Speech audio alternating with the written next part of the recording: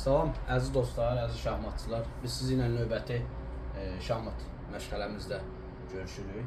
Bugünkü baxdığımız bu mövqe Özbəkistanlı gənc şahmatçı Nodirbek Abdusattarovla Richard Rapport arasında oynanılmış oyundur. Yəni mövqeyə baxanda görürük at fil sonluğudur. Deməli ağların bir fil iki piyadasına qarşı qaraların bir at iki piyadası var. Yəni bərabər bir mövqedir ilk baxışdan mövqeni qiymətləndirəndə. Lakin biz burada filin atdan daha güclü olduğunu görürük və piyadaların yerləşmə mövqeyinə görə ağlar oyunda qalib gəlir.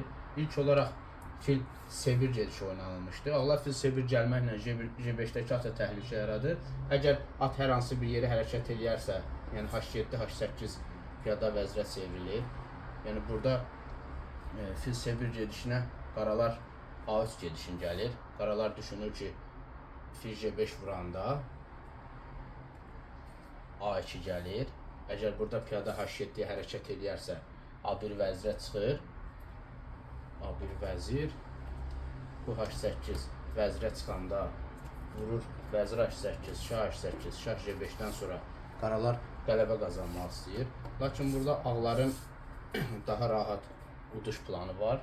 Yəni A2 gedişinə fil F6 oynayır ağlar.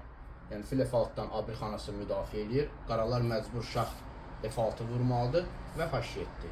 Yəni növbəti gedişdə artıq qaraların A1 gedişinə ağlar H8 vəzirə çıxır və şah digər hər hansı bir yerə hərəkət elədikdə vəzir A1-dən sonra ağlar qalib gəlir. Siz də bu cür mövzular, bu cür dərslər haqqında videolar izləmək istəyirsinizsə, səhifəmizi izləyib dəstək ola bilərsiniz. Hər birinizə təşəkkür edirəm.